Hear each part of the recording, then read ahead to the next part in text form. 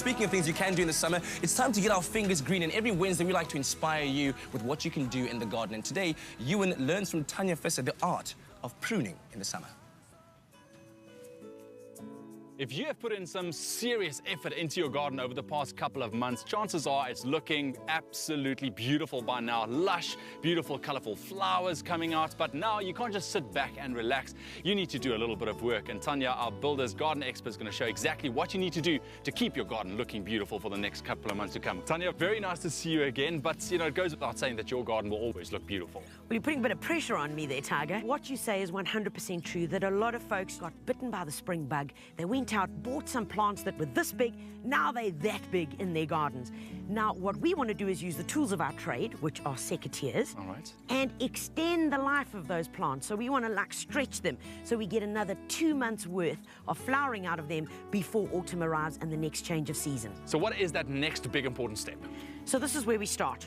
Have a look at this over here, all these little seed heads that have already finished flowering, and underneath them, take a look at that. If you follow down the stem, there are the new growth. That's the new growth that's starting to come through. I mean, you don't even need to be a rocket scientist to work that out. I mean, there it is. New, look at that, new, and here's a new flower bud. That's because this was dead-headed, and that's the action that we're going to be doing today. Very simple. Go in with your little pair of secateurs, nip it off. So just above the new growth. Just above the new growth. Where you nip it off, that is now going to shoot out a new little flower bud to give us a whole mass of beautiful, beautiful carpets of flower. Remember that when we deadhead a flowering plant, we're encouraging it to produce more flowers rather than put all the energy into producing seeds. And look at this guy. Oh, the most amazing flowers.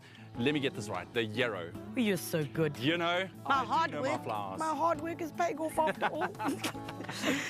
So you know what, we did deadheading on that side, and that bush is looking beautiful now, but what about this guy? What are we doing here? Okay, yarrow being a herb grows very, very quickly. All right, you can see these are not only 4 months old, and they started off as little guys, nice and big now. So to maintain what they've been doing and to maintain this awesome flowering, we're still going to do deadheading. Okay, so deadheading will be, here's a fine example. Okay, this guy is now over. So what we want to do is take it down and snip him off. Now, that will just keep it going and going, but then this guy's going to start looking really scraggly in a few weeks' time. And we can see why, because if you take a look inside, there's all the new growth. There's all the babies coming. Yeah, so it's already saying, I'm nearly over, help me get along. So what we're going to do now is called rejuvenative pruning. So basically make space for those guys to breathe. Good boy. Right, so the way we do that, this is quite vicious. Don't fear and don't stress that you're going to kill the plant. We are going to prune this baby right down. Right down to the bottom. Okay, to the bottom, and you are going to leave these gorgeous new fresh shoots that are busy emerging.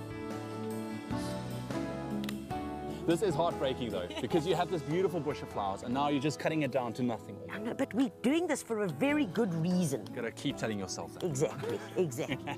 Okay, so we've done a lot of work on this one. Are you sure we did it right? Because there's literally nothing left. And you know you're getting soft on me here. Don't have an emotional crisis about pruning the plant. So I can't deal. Is this murder? Okay, you leave. I'm going to finish it off, and I'll show you how to do the next thing. Find all you need to prune and everything else to keep your garden in tip-top shape at Builders.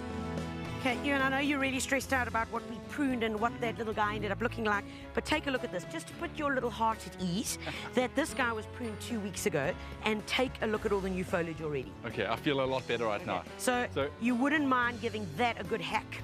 All right, let me get into this guy. Because you now know that it's safe to do this. All right. And also, like you said, because it's a herb, it grows really quickly. I mean, there's the proof. For sure. Great. You can hold on to that once again. You okay, dear? Yeah, I'm all right. Right, okay. So, Tanya, you taught me how to deadhead the verbena, how to prune down the yarrow. What else can you do with? What can you work with? Well, right now in the garden, there are many, many things. So you can look at lavender. Lavender might need deadheading. Popular one. Or rejuvenative pruning, depending on how old it is.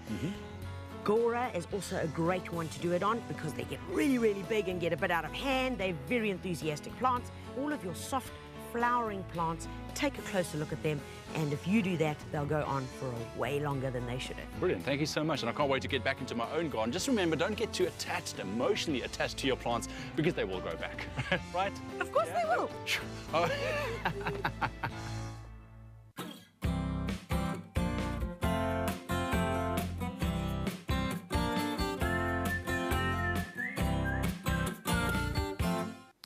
I'm sorry, Ewan, you know on Expresso we are emotionally attached to our plants.